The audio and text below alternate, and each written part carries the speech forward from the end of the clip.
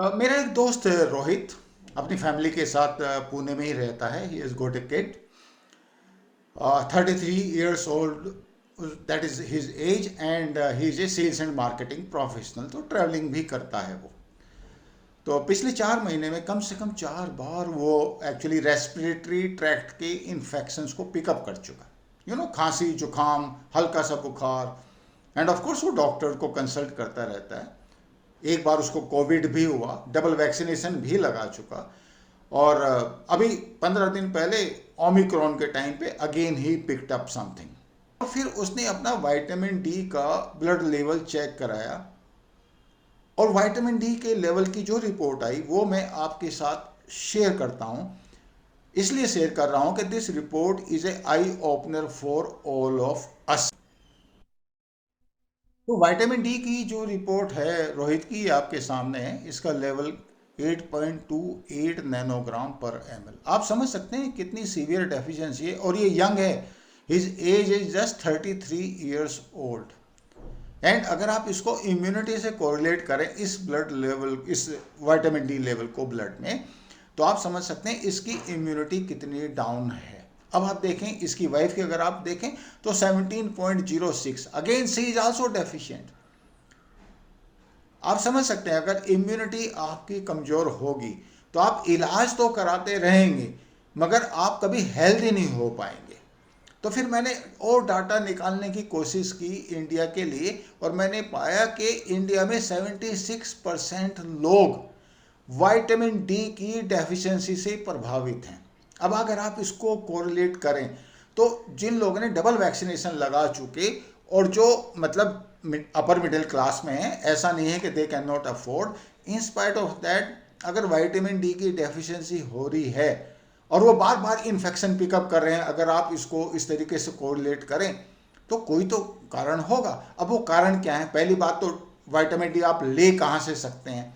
आप डाइट से ले सकते हैं, सन एक्सपोजर है, या फिर सप्लीमेंट है।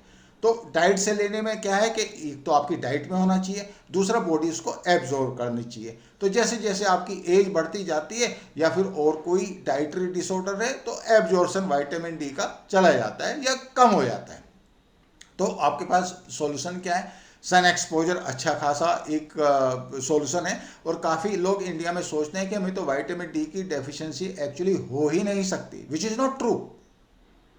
बिकॉज हम लोग कलर्ड लोग हैं, तो हमारे यहाँ जो अल्ट्रा वायलेट रेज हैं वो स्किन के अंदर मेलेनिन जो पिगमेंट है वो रोक लेता है काफ़ी हद तक, पार्शियली। तो we really are not at a advantage because we are coloured people, और मेलेनिन का अच्छा खासा कंसंट्रेशन है। सॉल्यूशन क्या निकाले, तो आपका फिर एक्शन प्लान क्या होना चाहिए? पहली बात तो आपको ये तो क्लियर है कि विटामिन डी की डेफिशिएंसी से आपको कोविड होने की या रेस्पिरेटरी ट्रैक्ट का इन्फेक्शन होने की या और कोई इम्यूनिटी रिलेटेड बीमारी होने की प्रोबेबिलिटी बहुत ज़्यादा है। There should not be any doubt in your mind. तो अभी क्वेश्चन ये आता है कि जो सन एक्सपोजर अपने आप में एडिक्वेट हो सकता है क्या आपकी विटामिन डी की डेफिशिएंसी को कम करने के लिए? Yes, it can be single supplying factor for your vitamin D requirement. कैसे? अब कितना आपको लेना पड़ेगा? अगर आप हफ्ते में 3 बार सन एक्सपोजर ले सकते हैं 30 to 45 मिनट्स, गुड एनफ। नहीं तो फिर संडे के दिन आपको कम से कम 2 घंटे धूप में बैठना पड़ेगा, जिसमें आपकी बैक एक्सपोज होनी चाहिए। अब इसका टाइम क्या है सन एक्सपोजर का? इसके 12 से 1 या 1.5 के बीच में अगर आप सन एक्सपोजर करते हैं, अपनी बैक को एक्सपोज करते हैं, तो 30 मिनट्स के एक्सपोजर में 10,000 to 20,000 इंटरनेशनल यूनिट सिंथेसाइज हो जाएगी। तो 3 बार अगर आप करेंगे तो आप हिसाब लगा लीजिए।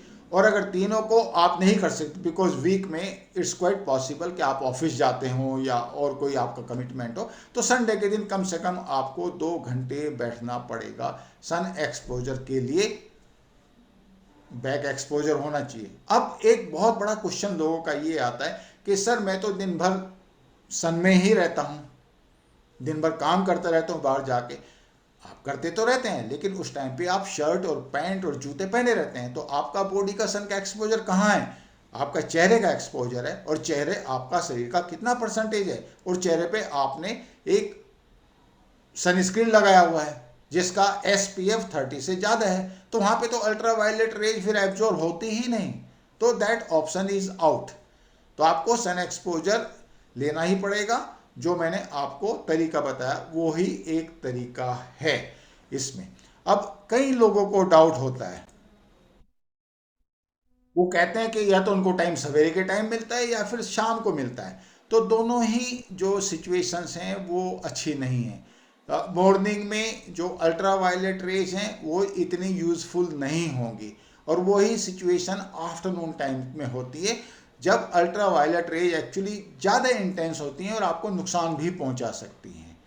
तो अब ये तो मैंने आपको आपका एक्शन प्लान बना लिया। अब आप क्या करें? आपको जल्दी से जल्दी अपना जो विटामिन डी का लेवल है वो 50 नैनोग्राम पर ml लेके आना है। तो आपने सप्लीमेंटेशन भी शुरू करना है, आपने सन एक्सपोजर भी करना है, आपने अपनी डाइट को भी चेक करना है, और उसके बाद अब आप देखिए, आप हर महीने फिर इसको चेक कराइए, और इसको फटाफट जब आप ऑप्टिमम लेवल पे लेके आओगे तो आप देखोगे कि आपका प्रोटेक्शन अच्छा खासा हो जाएगा, इम्यूनिटी अच्छी खासी हो जानी है। तो अगला क्वेश्चन आपका ये होगा कि इससे टॉक्सिसिटी तो नहीं होगी? टॉक्सिसिटी अगर आप लैब रिपोर्ट में देखें तो 100 नैनोग्राम पर ml से ज़्यादा होने पे होगी, नो डाउट होगी और होनी नहीं चाहिए। लेकिन आपका अगर इतना कम है, जैसे उसका मेरे जो फ्रेंड रोहित का कितना कम है आज की डेट में vitamin D, he is highly vulnerable for any infection, तो ये 100 नैनोग्राम आने में कम से कम भी तो साल लगेगा। अपने डॉक्टर को कंसल्ट कीजिए, अपना विटामिन डी लेवल इस एक्शन प्लान के थ्रू जल्दी से जल्दी नॉर्मल लेके आइए, जिससे अभी ओमिक्रॉन है, कल की डेट में कोई और वेरिएंट आएगा, आपको प्रोटेक्शन मिले, आपकी फैमिली को प्रोटेक्शन मिले। I hope you like the video. I will see you in next video. मेरा ये अनुरोध आपसे रहेगा कि आप वीडियो को सब्सक्राइब करें। Thank you so much.